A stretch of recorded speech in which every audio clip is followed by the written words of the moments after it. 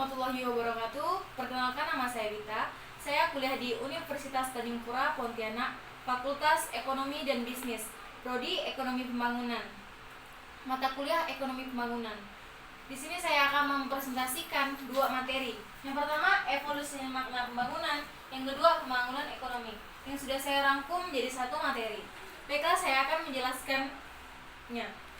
Evolusi makna pembangunan.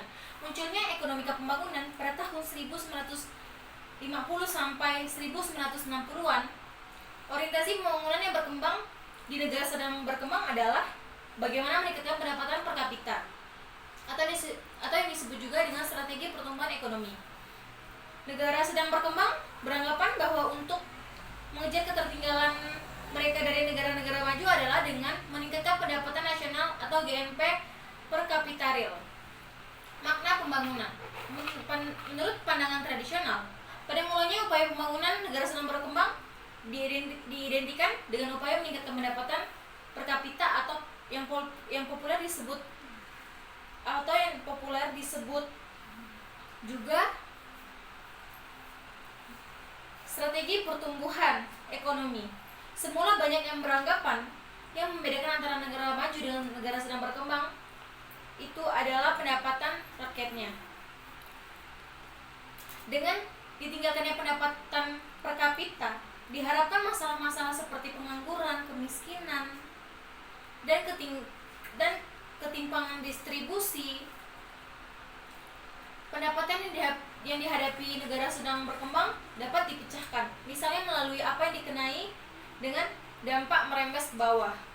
Menurut pandangan paradigma baru, pada akhir dasawarsa 1960-an, banyak negara sedang berkembang mulai menyadari bahwa pertumbuhan tidak identik dengan pembangunan.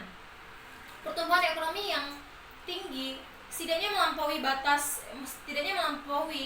negara-negara pada tahap awal pembangunan mereka.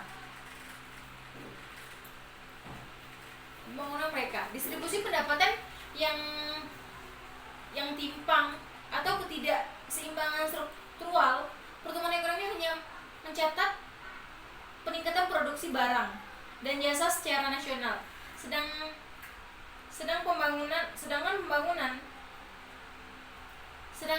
pembangunan berdimensi lebih luas dari sekedar peningkatan pertumbuhan ekonomi. Pengertian pembangunan. Ekonomi pembangunan adalah suatu proses kenaikan pendapatan per kapita, kenaikan pendapatan total dan pendapatan per kapita dengan memperhitungkan adanya perkembangan penduduk dan disertai dengan perubahan fundamental dan struktur ekonomi suatu negara dan pemerataan pendapatan bagi penduduk suatu negara. Paradigma baru, strategi pertumbuhan dengan distribusi. Ini bisa diwujudkan dengan kombinasi strategi seperti peningkatan kesempatan kerja, investasi modal manusia, perhatian pada petani kecil, sektor informal dan pengusaha ekonomi lemah. Strategi kebutuhan pokok. Ada 3 nilai dasar pembangunan, yaitu yang pertama, kemampuan menyediakan kebutuhan dasar, yang kedua, kebutuhan untuk dihargai, yang ketiga, kebebasan untuk memilih. Itu adalah 3 nilai dasar pembangunan. Strategi pemenuhan kebutuhan pokok dengan demikian telah mencoba memasukkan semacam jaminan agar setiap kelompok sosial yang paling lemah mendapat manfaat dari setiap program pembangunan. Strategi pembangunan mandiri. Strategi pembangunan mandiri berkaitan dengan strategi pertumbuhan dengan distribusi. Namun strategi ini memiliki pola motivasi dan organisasi yang berbeda. Strategi ini populer sebagai antitesis dari paradigma dependensia. Ini tidak bisa dilepaskan dari pengalaman India pada masa Mahatma Gandhi, Tanzania di bawah Julius Nyerere, dan Cina di bawah Mao Zedong. Strategi pembangunan berkelanjutan. Penulis buku The Limits to Growth menyimpulkan bahwa bila tren pertumbuhan saat ini dalam penduduk dunia, industrialisasi, populasi, produksi makanan, dan deflasi sumber daya terus tidak berubah, batas pertumbuhan atas planet ini akan dicapai dalam waktu kurang dari 100 tahun mendatang. Strategi berdimensi etnik. Konflik antara ras atau etnik, konflik atas pengusaha sumber daya alam, konflik yang berkaitan dengan proyek infrastruktur yang mempengaruhi ekosistem suatu daerah, konflik akibat ketimpangan pembangunan, konflik mengenai ide dasar strategi pembangunan nasional, konflik atas bagaimana pemerintah mendistribusikan sumber daya.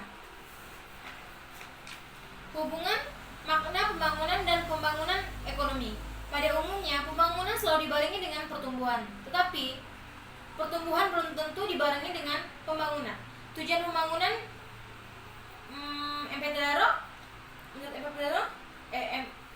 tujuan pembangunan Todaro. Yang pertama, meningkatkan persediaan dan memperluas akses pemerataan dan pokok yang dibutuhkan. Yang kedua, meningkatkan taraf hidup. Yang ketiga, memperluas jangkauan pilihan ekonomi dan sosial bagi semua lapisan masyarakat. Untuk mencapai tujuan pembangunan tersebut, maka strategi pembangunan ekonomi adalah yang pertama, meningkatkan output. Yang kedua, penggunaan tenaga kerja yang tinggi atau padat karya. Yang ketiga, pengurangan ketimpangan pendapatan dan pemerataan akses sumber daya. Yang keempat, perubahan sikap mental masyarakat dan lembaga pemerintah. Manfaat pembangunan. Manfaat pembangunan yang pertama, meningkatkan output nasional. Yang kedua, meningkatkan output per kapita. Yang ketiga, meningkatkan kesejahteraan masyarakat. Pembangunan ekonomi menjadi tidak bermakna apabila sikap mental masyarakat tidak sikap mental masyarakat tidak mendukung pembangunan ekonomi. Terus kualitas sumber daya manusia rendah. Yang terakhir, teknologi tidak berkembang. Jadi hanya itu yang dapat saya presentasikan. Jika ada yang kurang, saya mohon maaf. Sekian dari saya. Wassalamualaikum warahmatullahi wabarakatuh.